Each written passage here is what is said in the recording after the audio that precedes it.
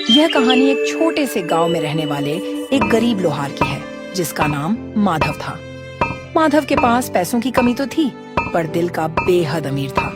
वह अपने काम के प्रति निष्ठावान और मेहनती था और अपने परिवार से बहुत प्रेम करता था। जिंदगी ने उसे कई चुनौतियां दी, लेकिन उसमें आगे बढ़ने का जज्बा कम न हुआ। गर्मियों का मौसम आ गया था, पर वह अपने काम से इतना प्रेम करता था कि वह कितनी भी गर्मी हो, वह काम करता था। वह अपने एक टूटी फूटी सी झोपड़ी के बाहर दुकान लगाकर धौंकनी और लोहे को गर्म करने की भट्ठी के पास काम करता था। पार्वती, देखो भट्ठी में आग ठीक से नहीं सुलग रही। जरा और सूखी लकड़ी या कोयला मिला दो तो आंच तेज हो जाएगी। हाँ जी, अभी लाई। आज सुबह गांव से लकड़ी लाने में देर हो गई। कोयले की कमी पड़ रही थी, इसलिए लकड़ी काट कर लाई हूँ। अरे कोई बात नहीं, आज तुम्हारे हाथ की रोटी मिल जाए बस वही बहुत है। भट्ठी में तो मैं और कोयला डाल लूंगा, तुम जाओ थोड़ा आराम कर लो। आराम करूंगी तो काम कौन करेगा जी? घर में बहुत काम है, तो बच्चों का नाश्ता भी बनाना है, उनके स्कूल का समय भी हो रहा है। हाँ हाँ जानता हूँ, लेकिन तुम भी थोड़ा ध्यान रखा करो। इतनी गर्मी में दोपहर में धूप में काम करना सेहत के लिए अच्छा नहीं। भट्ठी की आंच फिर से तेज होती है। माधव हथौड़े से चमकता गरम लोहा पीटता है और पार्वती झोंपड़ी के भीतर जाती है। माधव का एक बेटी और एक बेटा गोविंद लगभग 6 साल का और बेटी रम्या लगभग 10 साल की थी। गोविंद थोड़े शर्मीले स्वभाव का था, लेकिन पढ़ने में बहुत होशियार था और रम्या बातूनी और चंचल थी।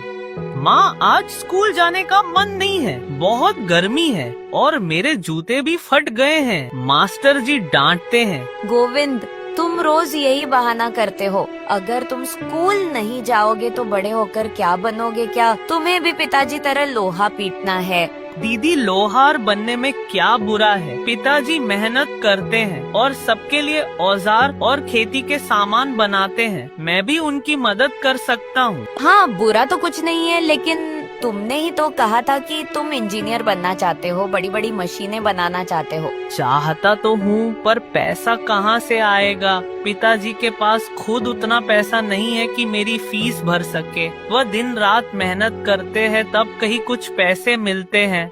दोनों को बहस करते हुए देख पार्वती दोनों को समझाती है। तुम दोनों बहस क्यों कर रहे हो? कोई काम छोटा नहीं होता। हाँ, पढ़ाई जरूरी है ताकि आगे चलकर अच्छे मौके मिले। गोविंद बेटा, तुम्हारी फीस के बारे में तुम मत सोचो। तुम्हारे पिताजी मेहनत कर रहे हैं, वो तुम्हें पढ़ाने के लिए कुछ भी कर जाएंगे। माँ, जब मैं बड़ी हो जाऊंगी तो मैं भी कोई काम करूंगी, तब हम सबके पास खूब पैसा होगा, फिर हम लोग सुकून की जिंदगी जी सकेंगे। जरूर होगा मेरी बेटी, बस तुम और तुम्हारा भाई मन लगाकर पढ़ो और हाँ, जल्दी से तैयार हो जाओ, तुम्हें स्कूल के लिए देर हो जाएगी। दोनों बच्चे फटाफट तैयार होने लगते हैं।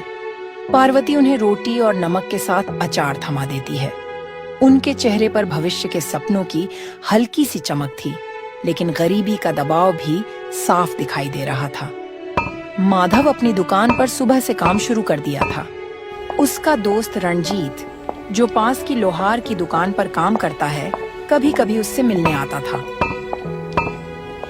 क्यों भाई माधव, आज बड़ा तेज काम चल रहा है, सुबह से हथौड़ा उठा रखा है। अरे रणजीत भाई, क्या बताऊं, 2 हल्के फाल बनाने हैं। एक खेतीहर ने ऑर्डर दिया है, उसका सीजन आने वाला है। अगर मैं समय पर काम करके नहीं दूंगा तो वह बेचारा काम कैसे करेगा? समझ सकता हूँ यार, मैंने सुना है तुम्हारे पास अस्पताल का कोई खर्च भी पड़ा है। हाँ भाई, तुम तो जानते हो कि मेरी माँ की तबीयत पिछले महीने खराब हुई थी। सरकारी अस्पताल में दवाओं में भी काफी खर्च हो गया था, फिर भी मेरी माँ की जान बच नहीं पाई। माँ की दवा में कर्ज भी हो गया है, अब कर्जा भी चुकाना है। साहूकार से कर्जा लिया था, तुम तो जानते ही हो साहूकार का चरित्र, वह 2 गुना 3 गुना ब्याज लेता है। हाँ भाई, तुम चिंता न करो, सब धीरे धीरे संभल जाएगा, बस तुम काम में लगे रहो।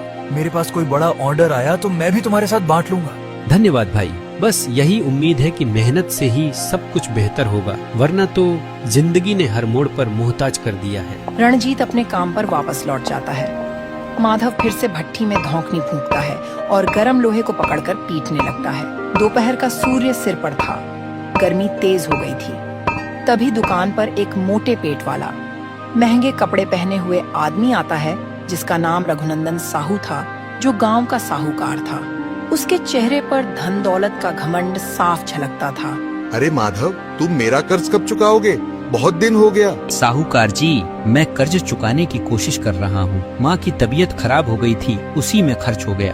लेकिन मैंने काम नहीं छोड़ा है। जैसे जैसे कमाई होगी आपका कर्ज उतार दूंगा। मुझे भी पता है कि तुम जैसे गरीब लोहारों से पैसा वसूला नहीं तो ये उधार कभी वापस नहीं मिलेगा। देखो, मैं ब्याज बढ़ाने वाला हूँ। अगर तुम समय पर न दे पाए तो तुम्हारी झोपड़ी और दुकान दोनों पर कब्जा कर लूंगा, फिर तुम कुछ नहीं कर पाओगे। नहीं साहूकार जी, ऐसा मत कीजिए। मैं बहुत मेहनत कर रहा हूँ, थोड़ी मोहलत और दे दीजिए, मैं आपका कर्ज चुका दूंगा। देख लो माधव, मैं सिर्फ 1 महीने का समय दे रहा हूँ। उसके बाद 1 रुपया भी बाकी हुआ तो तुम्हें पता तो है ना मेरा चाबुक कैसे चलता है। जी साहूकार जी, धन्यवाद, मैं कोशिश करूँगा। साहूकार वहाँ से चला जाता है। माधव के चेहरे पर चिंता की लकीरें गहरी हो जाती हैं। तपती दोपहर में उसके माथे का पसीना और भी बढ़ गया था, केवल गर्मी से नहीं बल्कि कर्ज और ब्याज की तपिश से।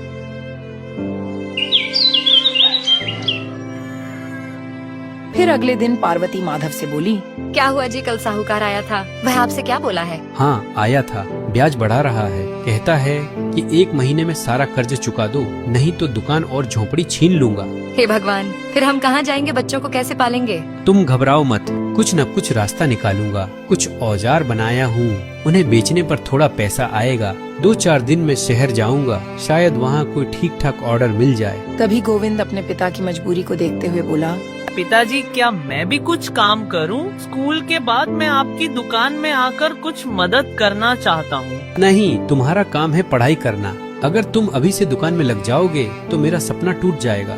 मैं चाहता हूँ कि तुम पढ़ लिख कर बड़े आदमी बनो। पिताजी क्या मैं आपकी कुछ मदद कर सकती हूँ? मैं तो अब बड़ी होने लगी हूँ, अब मैं काम करने लायक हो गई हूँ। नहीं बेटी, तुम भी अच्छे से पढ़ाई करो और जो टाइम मिलता है तुम अपने माँ के काम में हाथ बटाओ। ठीक है, तुम लोग अपना अपना काम करो, हम मिलकर इस मुसीबत से निकल जाएंगे। भगवान ने चाहा तो सब ठीक होगा। अगली सुबह माधव रोज की तरह अपने काम में जुट जाता है। गर्मी इतनी थी कि मानो जान ही चली जाए। तभी अचानक मोहनलाल, जो कि एक खेती उपकरण बेचने वाला व्यापारी था, वह दुकान पर आता है। उसके चेहरे पर थोड़ी बेचैनी थी, लेकिन एक उम्मीद भी थी कि शायद माधव उसकी मदद कर सके।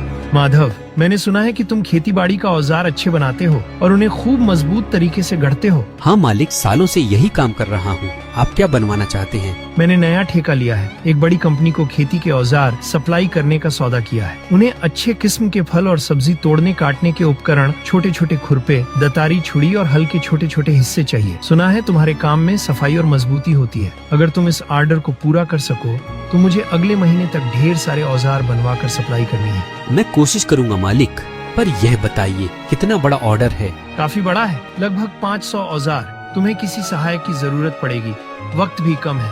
अगर कर पाओ तो मैं अच्छा मुनाफा दिला दूंगा। यह बात सुनकर माधव बहुत खुश हुआ।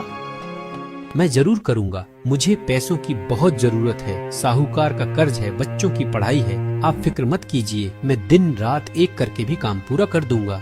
बहुत बढ़िया, तुम जैसे मेहनती लोहार ही हमारे भारत की शान है। मगर तुम अपना दाम बता देना और तुम कल से काम शुरू कर देना और मैं 1 महीने में आऊँगा। मेरा सामान तैयार रखना। जी, मैं आपका औजार तैयार करके रखूंगा और शुक्रिया इतनी बड़ी जिम्मेदारी देने के लिए। इतनी बात कहकर मोहनलाल दुकान से चला जाता है। माधव के चेहरे पर आशा की किरण उभर आती है। वह सोचता है कि यदि यह ऑर्डर पूरा हो गया तो साहूकार का कर्ज उतारने में आसानी होगी। लेकिन 500 औजार बनाना आसान काम नहीं था। उसके पास साधन सीमित थी और समय कम। वह दूसरे लोहार के पास जाने का निर्णय करता है। चूंकि काम बड़ा था, माधव अकेला पूरा नहीं कर पाता, इसलिए वह दूसरे लोहार के पास जाता है इस काम में साझेदार बनाने के लिए। हालांकि उतने पैसे उसके पास नहीं कि दूसरे लोहार को भरपूर मजदूरी दे सके, पर बिना सहयोगी के यह काम भी नहीं हो सकता था। भाई, मुझे एक बड़ा ऑर्डर मिला है, 500 औजार बनाने हैं। अकेले नहीं कर पाऊंगा। अगर तुम 10-15 दिन के लिए मेरी मदद कर दो तो मैं तुम्हें मेहनताना दे सकूंगा। हालांकि पैसे उतने नहीं दे पाऊंगा, पर आगे चलते ये काम हम सबके लिए फायदेमंद हो सकता है। 500 औजार, वो भी सिर्फ 1 महीने में, बहुत मेहनत है। वैसे इस हफ्ते मेरा अपना काम कम है तो मैं मदद कर सकता हूँ, पर तुम मजदूरी कैसे दोगे? काम खत्म होते ही मोहनलाल मुझे पूरा भुगतान करेंगे। उनका भरोसा है समय पर काम हो जाएगा तो अच्छा मुनाफा मिलेगा। मैं उसी में से तुम्हारा भुगतान कर दूंगा। कुछ एडवांस मेरे पास नहीं है। रणजीत लोहार इतनी बात सुनकर सोच में पड़ गया। क्योंकि तुम ईमानदार आदमी हो और तुम्हारे काम से मैं भी परिचित हूँ। चलो ठीक है, कल से टाइम से आ जाऊंगा तुम्हारी दुकान पर। धन्यवाद भाई, तुमसे यही उम्मीद थी। माधव को एक सहायक मिल जाता है। वह खुशी खुशी अपनी दुकान लौटता है, सोचता है कि अब काम समय पर निपट जाएगा। साथ ही मन में यह भी चल रहा था कि कहीं पैसे मिलने में कोई धोखा न हो जाए, लेकिन उम्मीद से बड़ा कोई सहारा नहीं था।